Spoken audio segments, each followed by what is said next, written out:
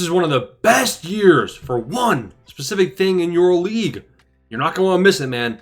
QB. The best QB strategy on YouTube is what you're about to be told. Not only that, we're going to be looking at 6-7 names of quarterbacks that you have to draft. Why?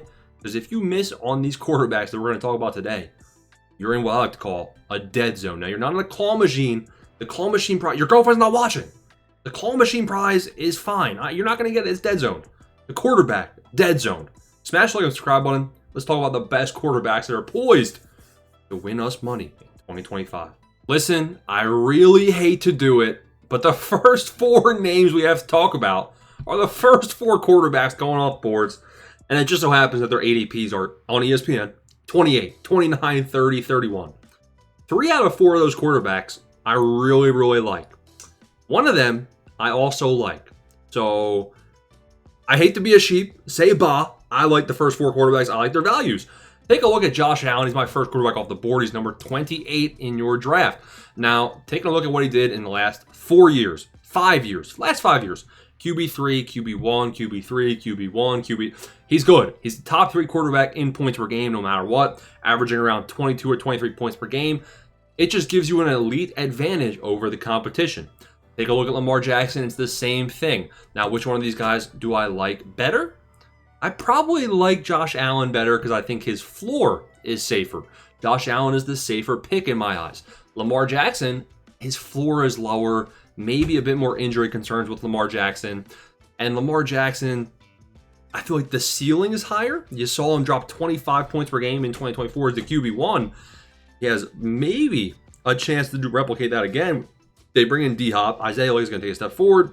Passing touchdown rate definitely is just as good as Josh Allen. Let's take a look at the passing touchdown rate. 2.4 touchdowns per game compared to Josh Allen at 1.6 touchdowns per game, right? So Lamar Jackson was getting more passing touchdowns. If that number comes back down to where it was the last 4 years prior to that, then you're kind of looking at 20 points per game again. So Lamar Jackson, higher upside, lower floor.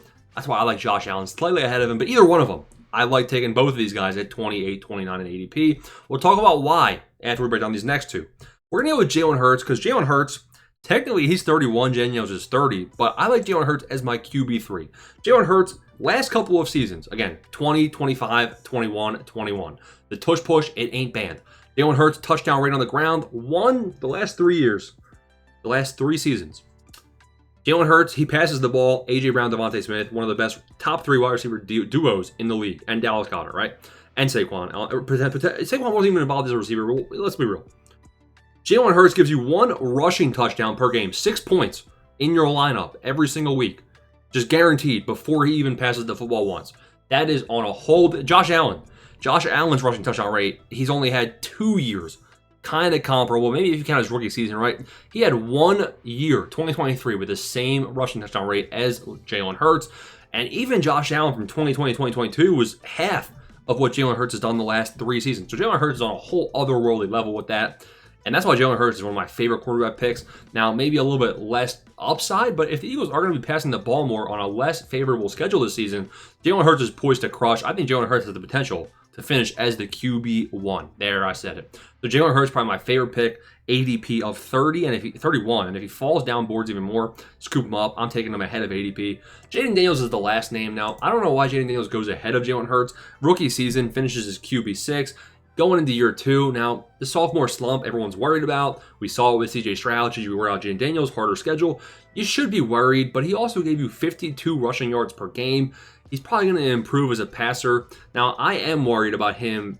You know, he might just average 20 points a game, which is solid, but now you're taking him in that elite tier of guys where there's more risk. You want to have somebody where you're confident on, less risk, and Jalen Hurts, Josh Allen, Lamar Jackson are just less risk than Jaden Daniels. So I really, really like taking Lamar, Josh Allen, Hurts at their ADPs, all around 30. Jaden Daniels, it's not as easy of a selection for me, but it depends on the other guys around that area because a lot of them are dusty. Like, would I rather have Jaden Daniels or Marvin Harrison Jr., who's also kind of an unknown? That's something you got to think about.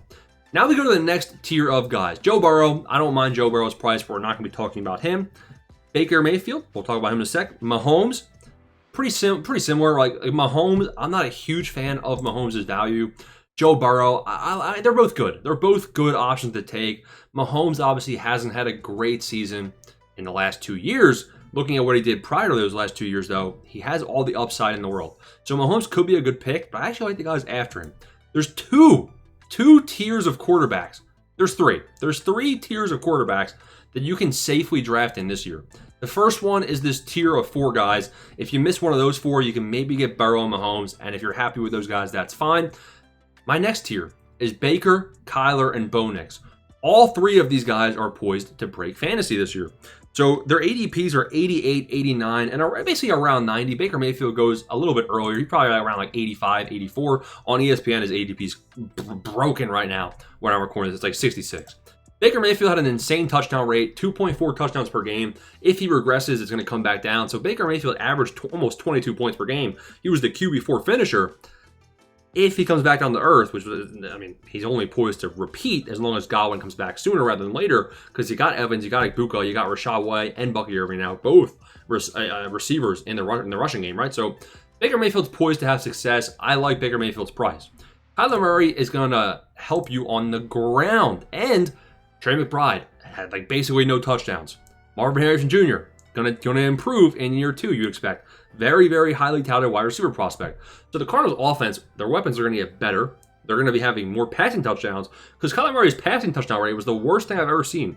One touchdown thrown per game. Kyler Murray says he plans to run the ball more, and the Cardinals offense should be better because it's hard to be worse from a passing attack standpoint. I think Kyler Murray is poised to crush. I've been drafting him a lot in best ball. One of my favorite selections in this tier. And then you have Bo Nix, where Bo Nix, the rushing upside alone is very enticing. 25 rushing yards per game. That's going to give you a good floor. And he's got a pretty good passing arm as well. 66% completion percentage. 1.7 passing touchdowns per game. Finishes as a QB8 in his rookie year. This is like Jaden Daniels' discount Walmart version, right? Jaden Daniels QB6 goes in round 2, round 3. Bo Nix, round 7. And he's QB8. So I like Bo Nix a lot. All the upside in the world. That's the second tier guys poised to crush. The third group of guys, I mean, Justin Fields usually goes in this group, but with the injury, he's knocked down a little bit. I do like Justin Fields, but he's not as safe and honestly not as high of a ceiling that these 3 guys have. But Justin Fields is in this next tier. Then you have guys like Drake May. I'd put Drake May in that tier with Justin Fields. Maybe McCarthy if you think he can scramble. There's really not many other guys. Like, I like Sam Darnold. Sam Darnold finishes the QB9, and everyone seems to forget it.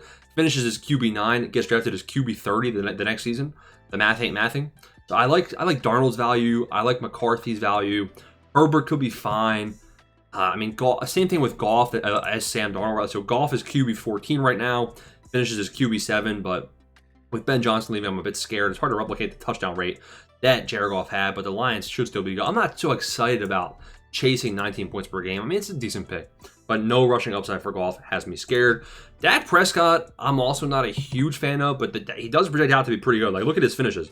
4, 7, 7, 3, 1, 7, 5. He can average 20 or more fantasy points per game. So Dak Prescott could be viable. Not a huge fan of Caleb, only like the rushing upside there. So my next favorite quarterbacks would probably be Justin Fields, Drake May, JJ McCarthy, maybe Penix, maybe Prescott, maybe Goff. And if you miss all those guys, you're screwed. It's as simple as that. There's a certain amount of quarterbacks that can win you your league in fantasy. And if you miss out on bucket 1, you better dip into bucket 2. If you miss out on bucket 2, you better double dip in bucket 3 and hope that one of these rookies is good, or hope that Dak Prescott goes back to his former glory. Quarterbacks that can win your league. Quarterbacks that can exceed expectations. There it is.